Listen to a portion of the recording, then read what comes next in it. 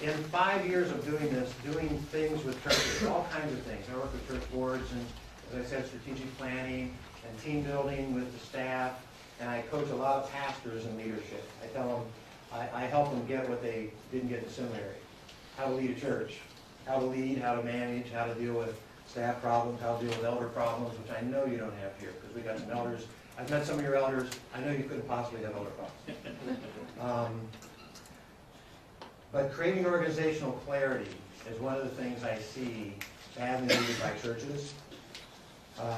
Building cohesive leadership teams is another thing I see.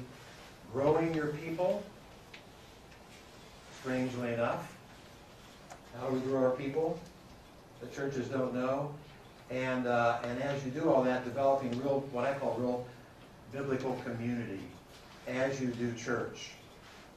So the ways that these things are done, as I see it, is organizational clarity comes from having a ministry plan, a purpose, a vision, core values, a mission. And then a strategic plan, which is how are we going to get from where we are to that. Strategic plan just means the things you do. What are the things we do that are going to move our church there? Job descriptions. And I don't just mean staff. I mean the elders and the deacons and laity. Good people, the right people in the right seats on the bus, as Jim Collins says. And a clear organizational model, starting with the elder board and on down. So those are things that sound pretty simple for most organizations, but most churches are a mess in those areas. So that's one thing that's really critical. Building a cohesive leadership team means fitting people to their roles in any team that you have. The staff, the elders, the deacons, any ministry teams or committees, the right people in the right roles. And then what does cohesive mean? That you have trust, which leads to healthy conflict, which leads to commitment, which leads to commitment to your decisions, which leads to accountability to follow through, which leads to real results. So churches, any team will not get results if it doesn't have all those things, starting with trust. And trust, I believe, starts with knowing. Knowing each other and knowing each other deeply is what builds real trust. So that's something I see missing. I see fractured elder boards and fractured church staffs. For some reason, I don't see many fractured diaconate. God bless you, deacon. Who's a deacon in here? God bless you, deacons. For some reason, you guys just seem to get along because you're just focused on serving and doing your work, because that's how God blessed you. But maybe there are some. And then growing your people, I break down into a continuum that involves three things: shepherding, discipleship, and leadership development. Shepherding the people. I've hardly ever talked to anyone from a church that said they love their shepherding system.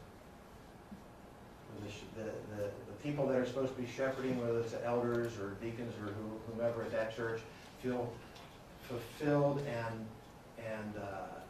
whole, because when they shepherd, they feel God's pleasure, and the people are feeling shepherded, and they get that feedback from the people, and the people go, I feel well shepherded by these people that are supposed to be shepherding. Usually it's the opposite of what I just expressed in churches. We don't know how to shepherd.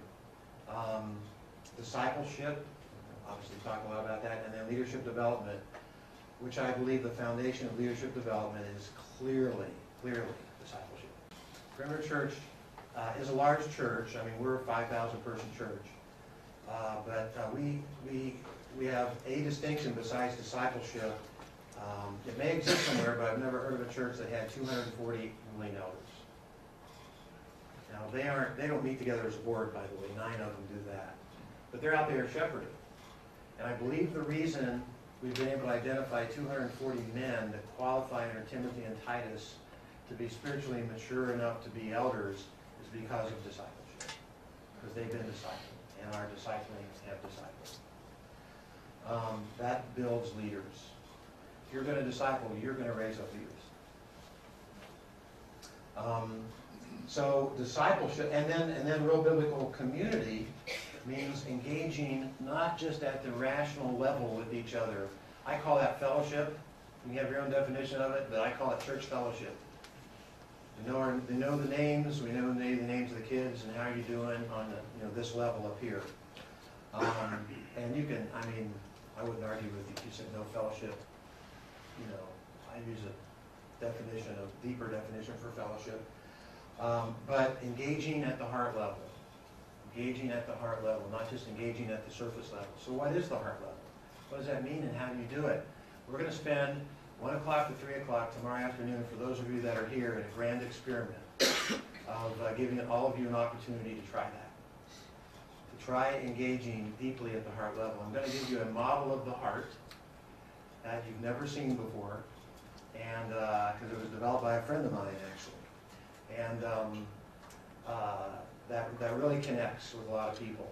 And we're gonna, and I'm gonna model it with Matt, who stepped forward and volunteered because Bob told him to.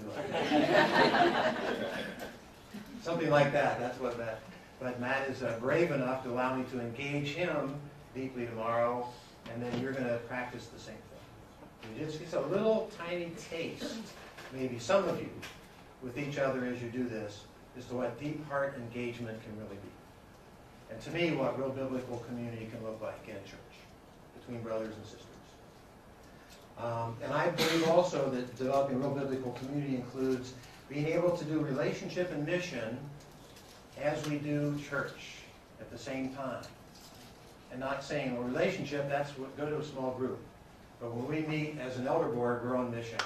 We're doing the mission of the church. Or when we go overseas, we're on mission. You want relationship, go to this venue. You want organization and doing mission, come over here. I believe that an elder board should go deep relationally. So I was saying this at a church in Calgary, Canada last year, and at the break, this young lady came up to me and said, "Do you really believe what you just said?" And I said, "Which part?" She said, "The relationship and mission together." Because I had said I think churches tend to be pendulums. You're either disorganized and relational, or you're unrelational and organized. She had seen that at her church. She said, "I came to this church 2 years ago, 3 years ago, whatever it was. I'd just become a Christian." She was a lady from New Zealand, I believe, and now she's up in Canada. She said, "I was loved to death by this church. I fell in love with this church because they were so loving. And they were growing, and so I guess they thought they needed to get more organized. And I just saw them go from here to here, as you described it, John. And I don't feel the love anymore, but we're more organized." She said, "Do you believe that we could be both?" I said, "I believe that would honor Jesus. That he doesn't want us to do business and not be loving each other and be deep relationally at the same time. So I have to believe there's a way we can do both." She goes, "Thank you. You've given me such hope." And that's the hope I have for church. That we can learn to do both at the same time, not in different venues. And not fight in the boardroom and love each other, in the small group. So that's what I mean. So discipleship obviously impacts a lot of this.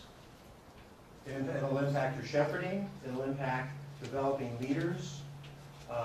You will be developing real biblical community within your discipleship groups, and hopefully that will come out and infect your whole church.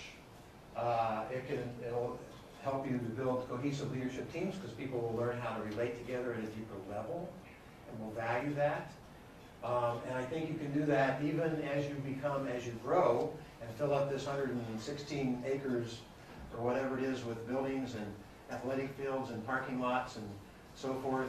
You'll have to become more organized in some ways. You'll have to morph your organization into different organization, but hopefully you'll do that in a way that you're loving your people deeply as you do it. You won't get in the way of that. So that's where I see discipleship fitting, not just as a standalone ministry in the church, but as a ministry that changes your church, that changes your whole church. So any questions about that? By the way, somebody asked me, well, if this is a model of a church, where's mission? It's not a model of a church in that sense. Mission is in your ministry plan. That's what your church is here about. These are the things I see that churches are struggling with and don't know how to get their arms around. They don't know how to do.